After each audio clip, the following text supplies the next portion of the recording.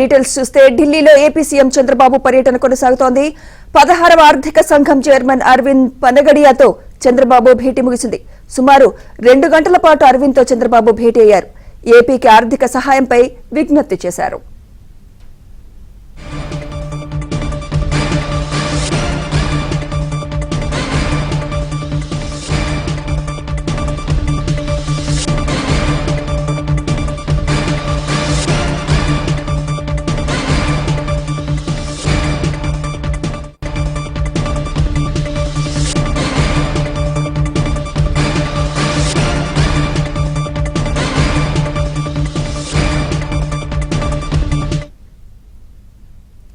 ఢిల్లీలో AP CM Chandrababu పర్యటన కొనసాగుతోంది. 16వ ఆర్థిక సంఘం చైర్మన్ అరవింద్ పనగడియాతో చంద్రబాబు భేటీ ముగిసింది.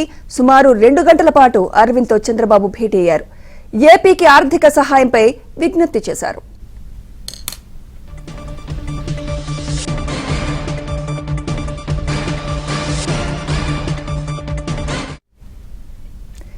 ఇదే అంశంపై లేటెస్ట్ అప్డేట్స్ మా ఢిల్లీ బ్యూరో చీఫ్ కృష్ణ అందిస్తారు. కృష్ణ, సుమిత్ర, ఢిల్లీ పర్యటన ముగించుకుని విజయవాడకు ఏపీ సీఎం చంద్రబాబు నాయుడు బయలుదేరారు. ఆయనతో పాటు ఆర్థిక మంత్రి పయ్యావుల కేశవ్ కూడా బయలుదేరారు. అయితే ఈ రోజు ఉదయం 9 గంటలకు విలేజ్ లో సమావేశం తర్వాత 16వ ఆర్థిక సంఘం చైర్మన్ అరవింద్ పనగడియాతో కూడా సమావేశమయ్యారు ఏపీ సీఎం చంద్రబాబు నాయుడు. సుమారు 2 గంటల పాటు ఈ సమావేశం జరిగింది. మొదట 45 నిమిషాలు ఏదైతే 45 నిమిషాల పాటు ఈ భేటీ ఉంటుందని అనుకున్నప్పటికీ కూడా రాష్ట్ర ఆర్థిక పరిస్థితి, గత 5 ఏళ్ల పరిణామాలు, ప్రస్తుతం చేపట్టాల్సినటువంటి చర్యలు, వీటన్నిటిపైన సుమారు 2 గంటల పాటు చర్చ జరిగింది. రాష్ట్ర ఆర్థిక పరిస్థితితో పాటు గత 5 ఏళ్ల జగన్ దుష్పరిపాలన, రంగాల వారీగా జరిగినటువంటి నష్టం పైన 16వ ఆర్థిక సంఘానికి AP CM Chandrababu Naidu presentation ఇచ్చారు. అందులో దక్షిణాది రాష్ట్రాల్లో ప్రస్తుతం ఏపీ తక్కువ జీడిపి ఉండటం, దానికి కారణాలపైన కూడా ఈ ప్రెజెంటేషన్ లో సవివరంగా చంద్రబాబు నాయుడు వివరించారు. ఇటీవల నీతి ఆయోగ్ ఇచ్చినటువంటి ఆర్థిక ఆరోగ్య నివేదికలో కూడా ఆంధ్రప్రదేశ్ పరిస్థితి చెప్పింది. అదేవిధంగా రాష్ట్రం అప్పు తిరిగి చెల్లించే పరిస్థితిలో లేకుండా పోయిందని కూడా చంద్రబాబు నాయుడు నివేదించారు.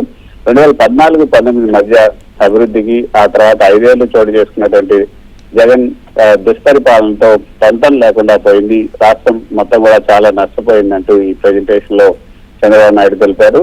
2019-24 మధ్య జరిగినటువంటి ఆర్థిక విధ్వంసం పైన ప్రత్యేకంగా ఈ ప్రెజెంటేషన్ లో సీఎం వివరించారు. దీని కారణంగా రాష్ట్ర ఆర్థిక పరిస్థితిపై చూపుతున్నటువంటి ప్రభావం గురించి కూడా ప్రత్యేకంగా వివరించారు. గత 5 ఏళ్లలో 10 లక్షల కోట్ల అప్పు తీసుకొచ్చారు. దానికి తోడు మరో 1.5 కోట్లకు పైగా పెండింగ్ బిల్లులు కూడా పెట్టిపోయారు. ఈ పరిణామాల దృష్ట్యా ఆర్థికంగా గట్టెక్కించేందుకు తీసుకోవాల్సిన చర్యలపైన కూడా ఇందులో స్పష్టం చేశారు.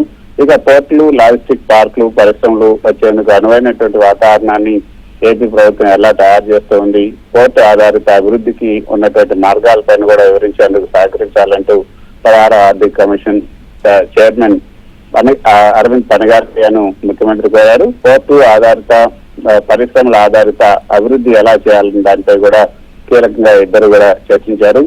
డీప్ టెక్నాలజీ, గ్రీన్ హైడ్రోజన్, అదేవిధంగా గ్రీన్ ఎనర్జీ, ఏఐకి సంబంధించిన విషయాలు ఎలా ఉపయోగించుకోవాలి, తిరిగి రాష్ట్ర ఆర్థిక వ్యవస్థను గాడిలో పెట్టేందుకు ఎటువంటి చర్యలు చేపట్టాలి అని ఈ వివరిస్తూనే ఒక పక్క అన్ని అంశాల్లో ఆర్థిక సంఘం కూడా తగిన సహకారం ఇవ్వాలని కూడా సీఎం కోరారు. ప్రెజెంటేషన్ తర్వాత అనేక అంశాలపైన చంద్రబాబు నాయుడు, అరవింద్ పనగడియా విడిగా చర్చించుకున్నారు. దేశంలో ఆర్థిక వ్యవస్థలను బలోపేతం దిశగా తీసుకువెళ్లడంలో చంద్రబాబు నాయుడు తీసుకున్నటువంటి చర్యల గురించి అరవింద్ పనగడియా ప్రస్తావించారు. ప్రస్తుతం అత్యంత వేగంగా అభివృద్ధి చెందుతున్నటువంటి రాష్ట్రాల్లో 7 రాష్ట్రాలు పోర్టుల ద్వారానే ఎక్కువ సాధిస్తున్నాయి. తెలంగాణ మాత్రమే భిన్నంగా ఉంది. తెలంగాణ కూడా ఎక్కువగా హైదరాబాద్ ఆధారంగానే అభివృద్ధి ప్రధానంగా ఉంది. గతంలో చేపట్టినటువంటి చర్యలు హైదరాబాద్ ను ప్రపంచానికి అనుసంధానం చేశాయని కూడా అరవింద్ పనగడియా పేర్కొన్నారు. ఇక బిల్ గేట్స్ హైదరాబాద్ రావడం, దానికి కొనసాగింపుగా అనేక ప్రపంచ సంస్థలు ఎలా హైదరాబాద్ కి అనుసంధానం అయ్యాయన్న విషయాన్ని కూడా ప్రత్యేకంగా ప్రస్తావిస్తూ ఆర్థిక వ్యవహారాల్లో గుజరాత్, మహారాష్ట్ర మోడల్స్ తో పాటు సంయుక్త ఆంధ్రప్రదేశ్ లో చంద్రబాబు నాయుడు చేపట్టినటువంటి ప్రయోగంలో హైదరాబాద్ మోడల్ ఎలా విజయవంతమైందో కూడా వీరిద్దరి మధ్య చర్చ జరిగింది. వీటితో పాటు 2014-19 మధ్య స్వచ్ఛ భారత్, డిజిటల్ కరెన్సీ వంటి విషయాల్లో కూడా చంద్రబాబు నాయుడు ఇచ్చినటువంటి నివేదికలు, ప్రస్తుతం వాటి ఫలితాలు ఏ విధంగా వస్తూ ఉన్నాయన్న అంశాలను కూడా వీరిద్దరూ చర్చించడం జరిగింది. Sumitra. Right, thank you Krishna.